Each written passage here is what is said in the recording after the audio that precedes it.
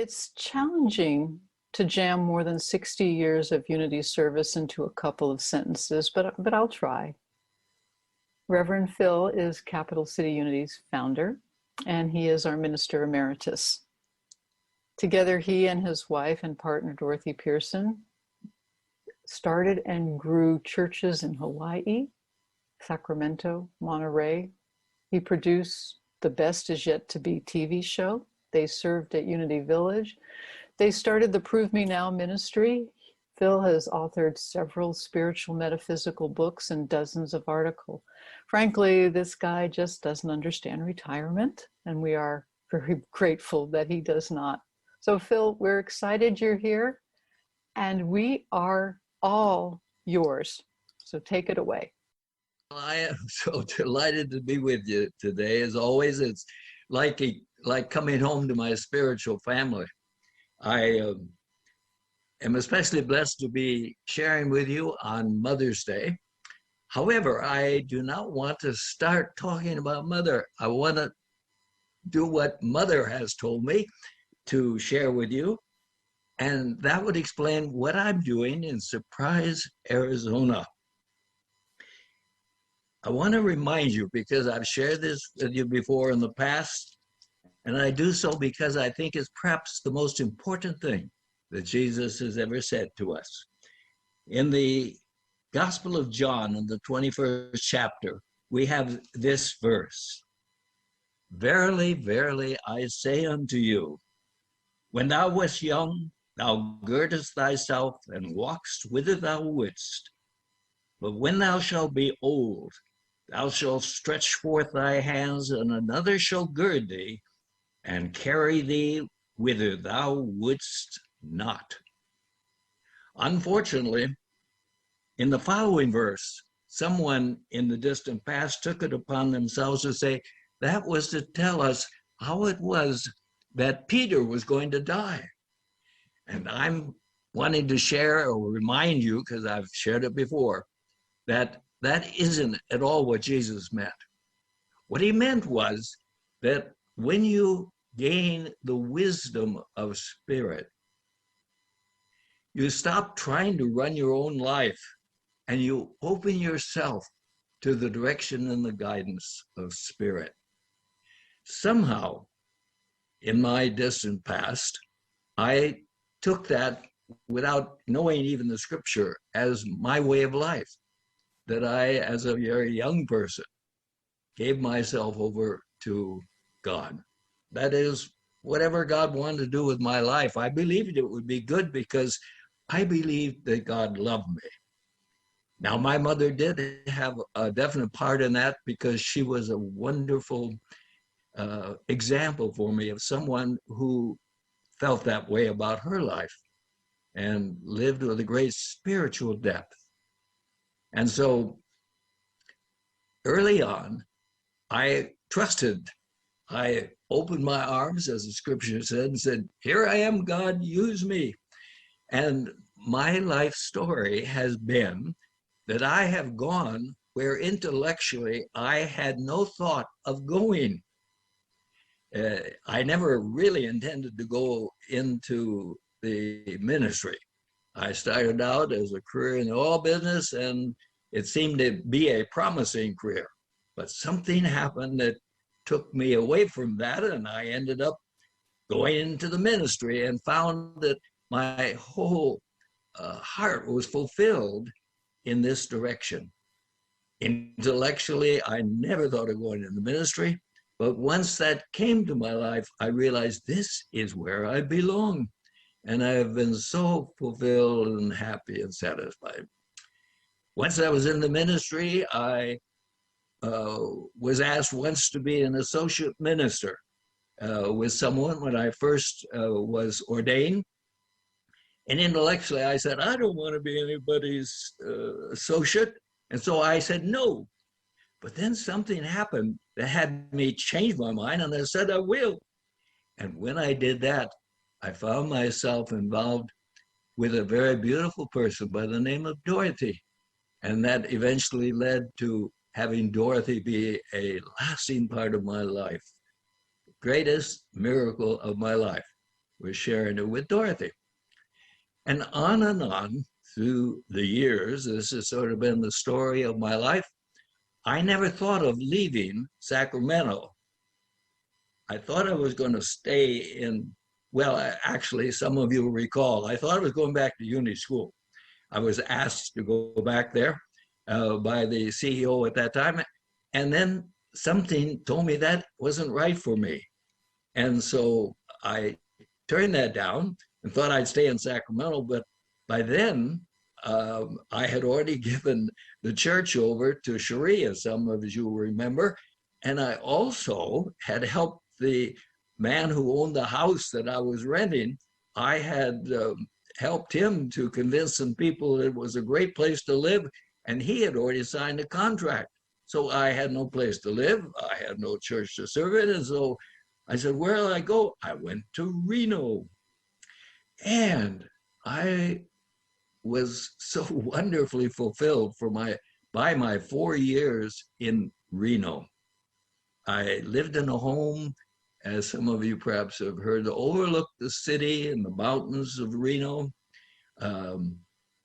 I found myself fulfilling a role I never dreamt of when I went there, and that is that the Unity Church there came into very difficult straits, and I was asked to step in as the interim minister. And so I was able to bless that church and set us on its feet and bless it on its way, which was very meaningful. And then, because I really had gained so many wonderful friends in Reno, and because I just loved where I lived, I thought, I'm just going to stay right here in Reno. But about as soon as I made that intellectual decision, lo and behold, the people that owned the house informed me they had decided to sell it and that I had 30 days to get out. So suddenly, there I was again in that same position I was in Sacramento. I had to get out of town. And so I said, where will I go? Well, my wonderful niece and nephew who own homes in Montana and also in Surprise, Arizona, invited me to stay in their house in Surprise, Arizona. And so that's what led me to be ensconced here in a very beautiful home in Arizona, in Surprise, Arizona. And it's a community, as some of you know, that has all sorts of amenities, swimming pools, exercise clubs, all sorts of activities. And so here I am.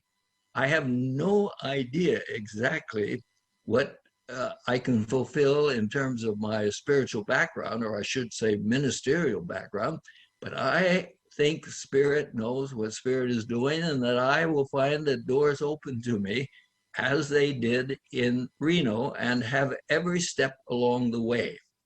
So I hope that helps you to understand what am I doing in Surprise, Arizona, but more importantly, I want to reaffirm again, if you want to live a life that is amazing, you have only to sincerely inside yourself say, dear God, here am I, use me. And you will find that beyond your intellectualizing, things will happen that will bring you into a great fulfillment in your life. Now, having said that, let me turn to Mother's Day. First of all, I loved my mother.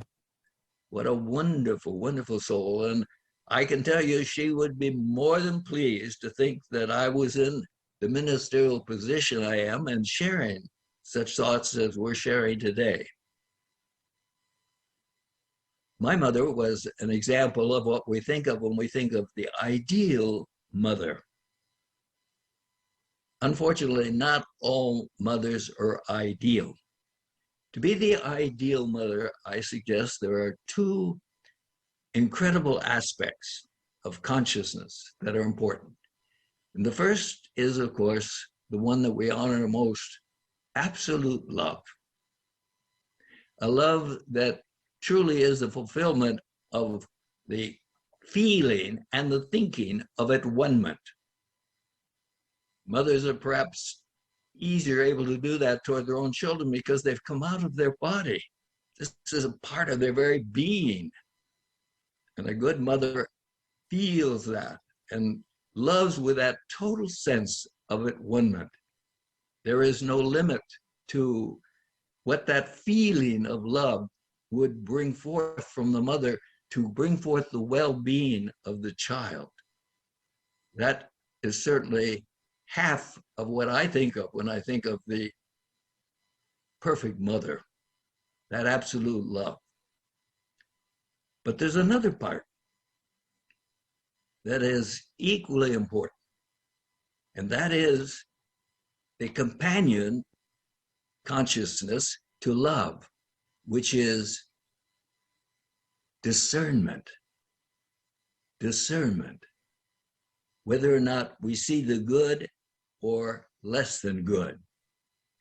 The ideal mother never loses the discernment of the goodness of her child.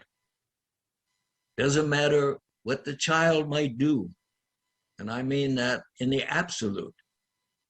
Nothing would limit not only the mother's love, but the idea of believing in the goodness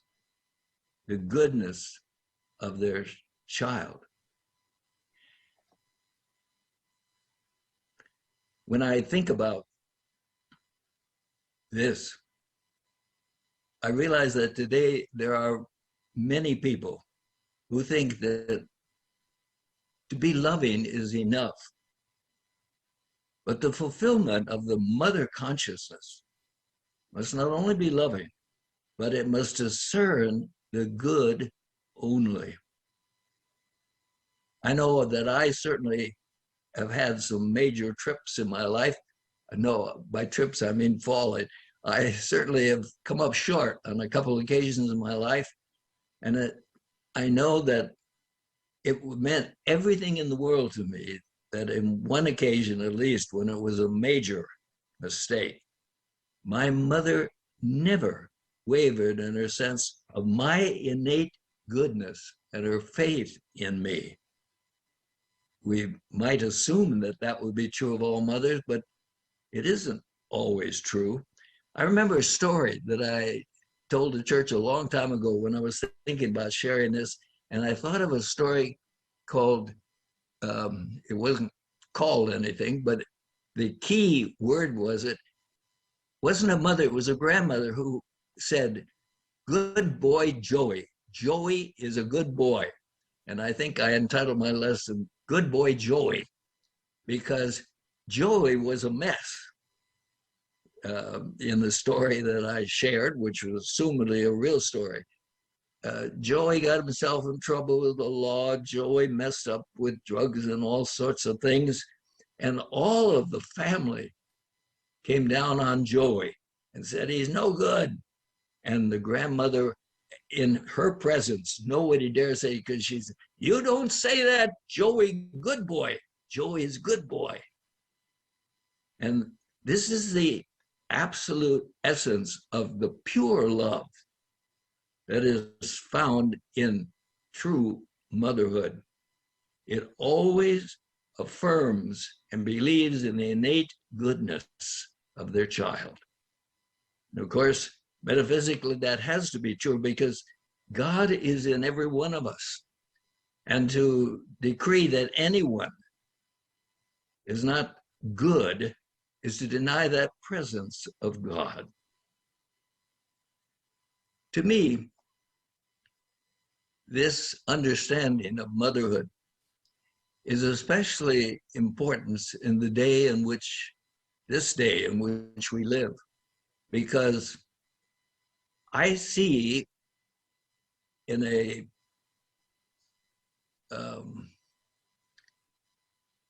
in looking at the unfoldment of life of all humanity through time, I see humanity gradually becoming more and more loving. As Teilhard said, just to look back at humanity 200 years ago is to see a level of cruelty that today is thought of as unbelievable. Occasionally we see acts of cruelty, and most of the um, educated people of the world look at it and say, oh, how could they do that? Because we are generally more embracive and loving toward one another in general. But what I have discerned, that while we have grown in that aspect of love, we have not grown necessarily in our aspect of discernment. That is, I hear, and I hear some of people that I know to be very loving, but they talk about someone who perhaps is the leader of a political party, and they say that, I can't say it, but it use a cuss word to affirm that's the kind of person that person is. And the minute they do that, two things happen. They put into the world an energy that supports any negative aspects that might be within that person. But more importantly, they draw the same judgment upon themselves. And if there's anything that's sort of holding back humanity in its evolvement toward the potential of the Christ Spirit, is in not appreciating the fact it's okay to disagree with ideas, but you cannot affirm the negativeness of the portrayer of those ideas. But rather we have to uphold the concept that their God is present in everyone. Just as the real mother knows God is present, the good is present in my child, and nothing can change that, and I won't judge my child. I may not like what my child is doing or has done, but I will not lay words and thoughts of judgment upon my child. I love my child. And that same mothering consciousness has to become the consciousness of humanity as we go forward. So in sharing this lesson today, I am thinking of that which is way beyond actually honoring our own mothers. It is proclaiming the importance of the consciousness of the perfect mother becoming the consciousness of all people everywhere. In a positive note, I can say for those of us who love to study evolution, as most of you know I've done since, especially since introduced to the work of Teilhard de Chardin, we're making progress. And so we are getting there. But the more we become of consciousness of what we're talking about today, the more we can accelerate this. One good mother can have a marvelous impact on all women. And one good person amongst us who holds the world in love and refuses to make personal judgments upon other humans is making their tremendous contribution to the progress that we can make in evolution. So on this Mother's Day, I join you with giving thanks, first of all, for my personal mother, who I am happy to say I think fit perfectly what a real mother is, and what real mother consciousness, love consciousness is meant to be. And we use it also to hold our world in the consciousness of motherhood, to love our world, and to love all people. Not pointing the finger and say, well, they're sort of loving, but boy, they sure don't like other people. And they say this. It's important for us to be the one to lead the way, that we honor the God spirit that is in every person as if they were our own child, our own being, and that we choose to love them and to hold them no matter what mistakes we think they're making, to hold them in that sense of love and oneness. I give thanks that I can repeat this old lesson taken from the book of John. I remind you that you may want to look at that, and it's the 18th verse of the 21st chapter of the book of John. If I have stirred you at all today, I hope you'll look that scripture up and think about it. And if you haven't already made a strong decision to turn your life over to God, do it. And let the spirit of motherhood express through you in a perfect way. My love to all of you. God bless you. Bye-bye.